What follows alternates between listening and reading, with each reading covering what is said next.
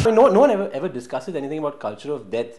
I see a culture of death among children. I think video games is a big factor in contributing towards this culture of death. One of the little children showed me one of the games that he plays on the computer, and the game goes like this: if you kill your pet dog, you get 50 points.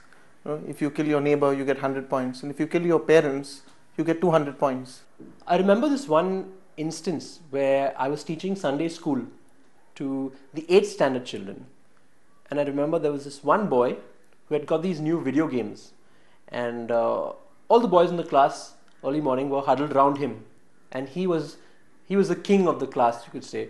And it was a very violent video game that he was playing, and the word that kept on coming back again and again was cool.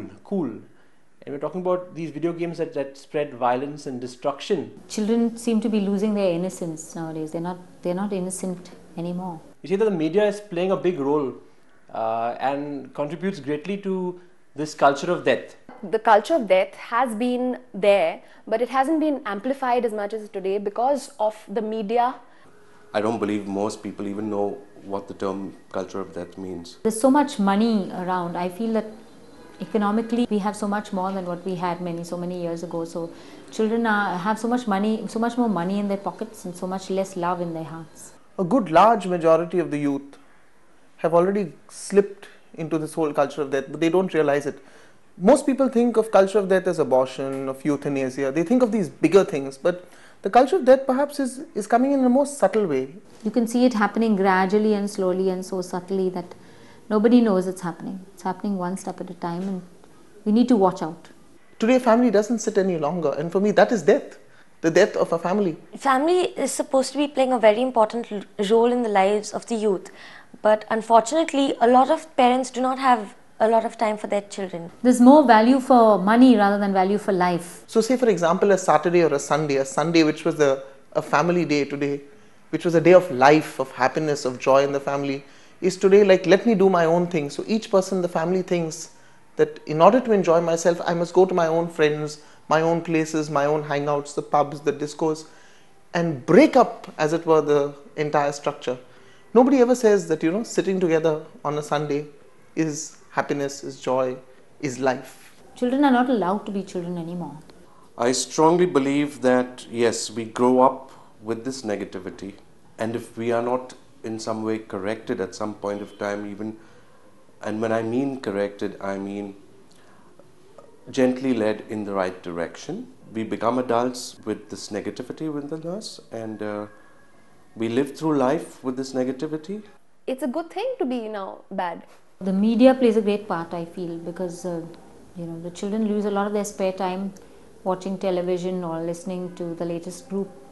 I think the first thing that's really affecting our people is this whole race towards having more. Everything has to be fast, everything has to be quick. I must have more than everybody else has. Terribly influenced by the media, which constantly tells you that you're not good enough until you have more. Sex sells, and that's what we're interested in. If my product isn't selling by any other USP, sex always works.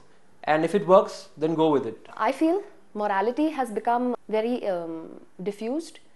There is no dividing line between what is immoral and moral. A sin is no longer a sin for most people. It's part of the scenery. Everybody does it. So it's fine. That's the way they look at it. We've been totally deadened to our conscience. And so people are getting sucked into a whole system whereby which they believe that unless they don't have these things, they won't be happy. Initially, children were greatly influenced by their teachers, but not anymore. Nobody is there to teach us morals. Well, being in a Catholic college, I would say we would be very protected, but we are not. There are a lot of youth who are very lost and very messed up. I think they are just searching. I went to a Jesuit school, and I got a good education, and I was told by my parents and my teachers about the right things that one had to do or one did in life. I don't know whether kids these days are being told the same virtues that we had. Where are the people who could influence these children? I don't know. Morality has taken a back seat.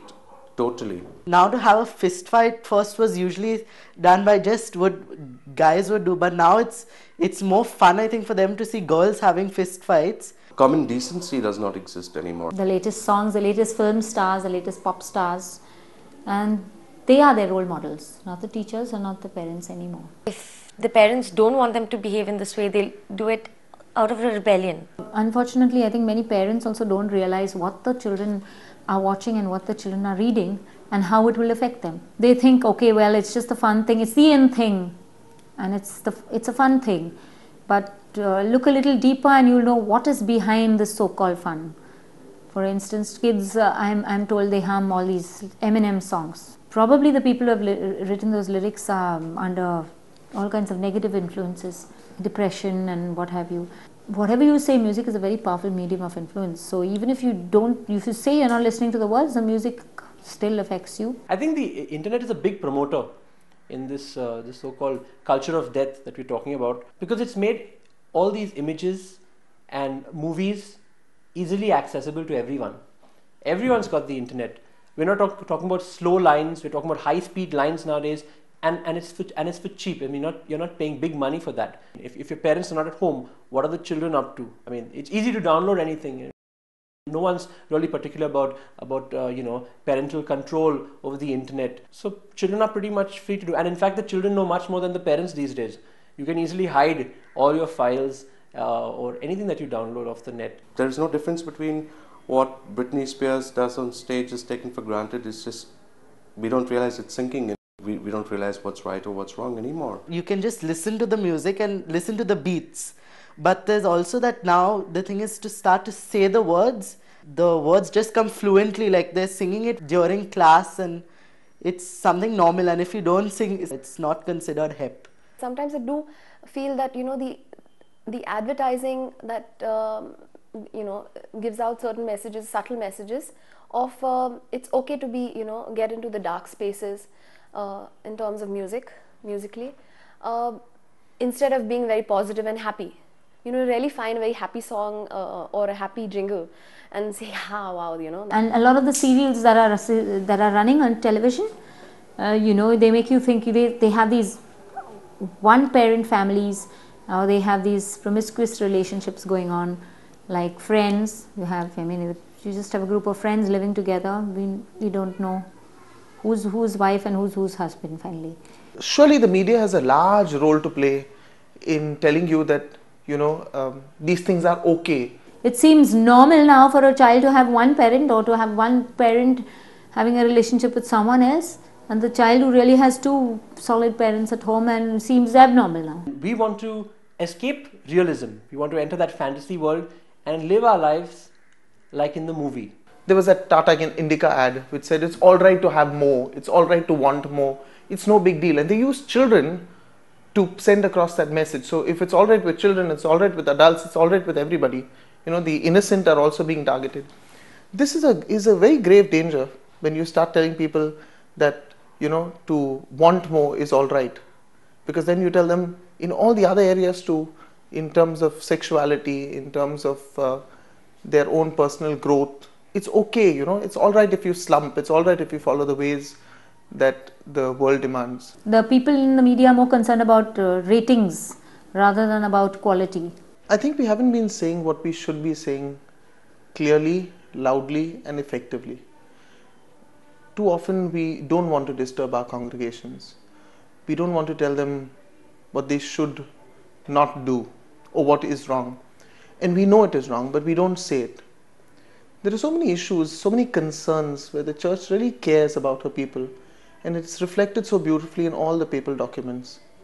But somehow this is not being said clearly to people. I feel that's what the church really needs to do. She needs to speak out her mind very clearly on this whole issue of the culture of death. I feel that the people in the media particularly have to wake up and realize what they are really doing to our children. They are killing them. They are not allowing them to be children. Definitely we are in a culture that promotes death. Well, I think if we continue this way, encouraging the darkness instead of the light, then our youth are just ending up into a big little tunnel of no light.